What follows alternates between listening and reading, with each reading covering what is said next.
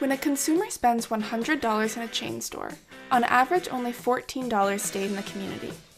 That same $100 spent at a locally owned business leads to $45 of local reinvestment. For Lowcountry Local First, holding on to that extra value is a crucial part of developing sustainable and vibrant local economies. So we are a nonprofit that's based here in the Lowcountry area, and we exist solely to support local independent businesses of all types, all sizes, shapes, industries. To us, it's those businesses who are really building the character of this place and really protecting what makes Charleston unlike any other place in the world. So we want to make sure they have a fair chance at succeeding, that they have a level playing ground. Really everything we do is built around building a sustainable local economy. And a big part of that is agriculture focused. Naturally, in South Carolina, a big driver of our economy is agriculture. So we do a lot of training and programming around the farm community. Lowcountry Local First targets the specific needs of the food and farming community as one component of their larger mission to strengthen the local economy. One of the cornerstones of their work supporting local farmers is the Growing New Farmers program. We saw a need in 2010 for closing the gap in the aging farmer population. So in South Carolina and nationwide, farmers are getting older and older, and there aren't enough farmers coming in to take their place. We wanted to close that gap and reduce some of the barriers for people entering into that profession and help them to be successful at it. And so the program we have is, like I mentioned, is a 6-month certificate in sustainable agriculture through the College of Charleston. And we have Monday night lectures from April through September.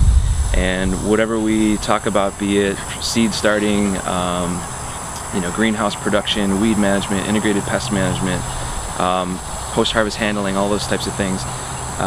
When we talk about it on Monday, we come out here and practice it on Thursdays and Wednesdays with a small group of the participants.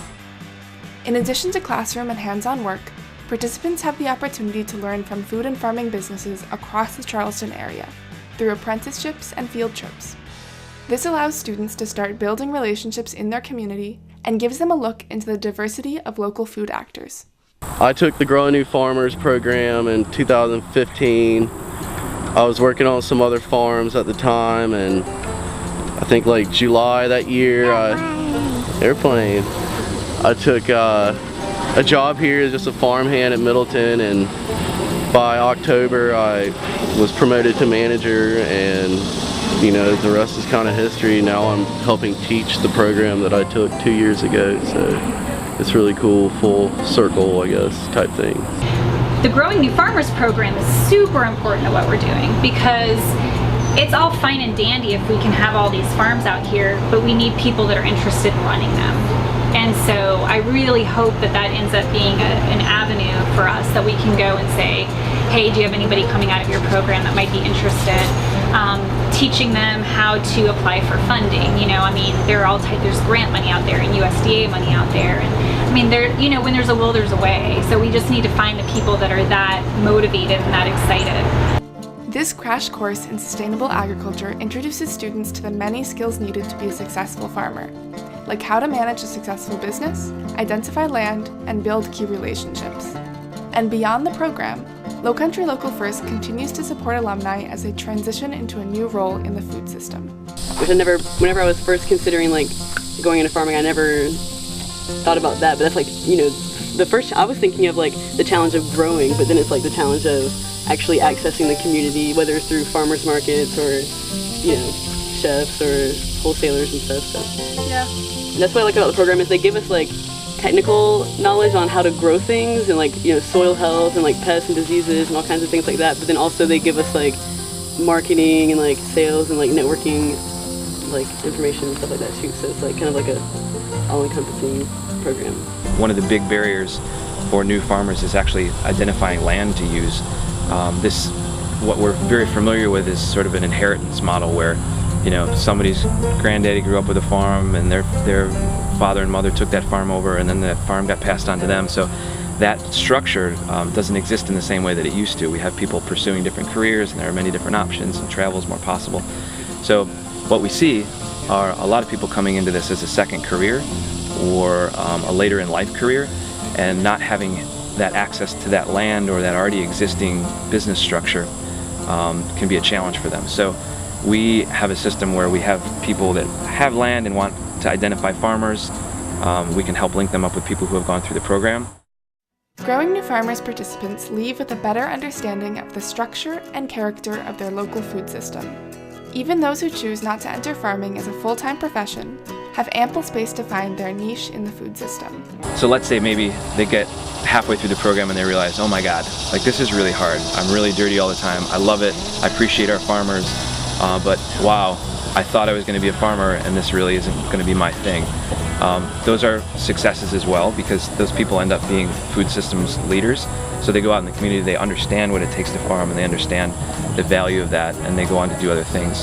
Over time, we've built this community and seen people go on to do really, really great things, and they understand the program and the value of it, so they always end up being mentors and sort of giving back to the program as well. These diverse food system advocates and their commitment to supporting other members of the community help connect the Growing New Farmers program back to Lowcountry Local's larger mission. And that kind of relationship building is what solidifies that local economy and that approach. I like to think we're all just glorified matchmakers at the end of the day. Whether it's food businesses connecting or payroll company in a restaurant, like whatever it is, we want to make sure people know each other and build relationships, not just transactions. And so. Well, Lowcountry Local First was actually our first home base. We were one of the first people in the Local Works office. Jamie Haley and I had met right before they opened the office here, and we hit it off. I actually jokingly call her my business mom, and so I go to her for advice a lot. She's a good mentor for us. Most of my business comes from word of mouth, and I know each and every one of those employees in there tells people who are interested in gardening about my business. Beyond building relationships on the ground and making sure the public is engaged in supporting local businesses, Lowcountry Local First is making sure that the political leadership is aware of the needs of small business owners. We try to make eating local as fun as possible and remind people that it doesn't have to be, a one-time thing. It should be built into their habits and routines. And so I think over the years that's been really successful, and not just here. I think across the country, eating and buying local is very sexy and fun and hip. So I think now what our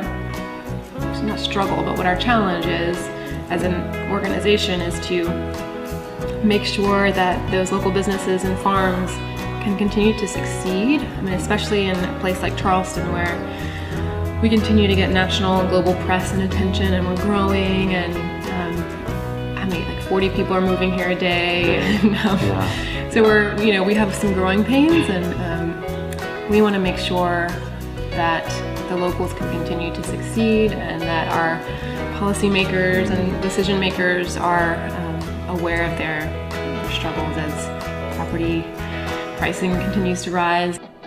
Lowcountry Local First recognizes that local food systems work best within a wider, thriving local economy. They are taking a hands-on approach to community development to ensure that residents of Charleston can all benefit from economic growth. So yeah, it was all about getting the right stuff to the right people. It's hard, but it's fun and it's rewarding. And if your heart's in the right place and you believe in people, the sky's the limit. I've been told for 3 years now that it's not going to work. They're not going to do this. These people aren't going to do this. These rich folks aren't going to do this. Or it hasn't been like that at all. It's been pretty easy. But it should be. It's just good food, and it's a fun atmosphere. It's reliable food. Who wouldn't want that? This approach to local food is so unique because Lowcountry Local First recognizes the many factors that impact food systems. They are addressing major challenges like access to education, land, local markets, and the policies that impact our local economies. In the end, by advocating for this type of diverse community development, Lowcountry Local is supporting the full context of local food.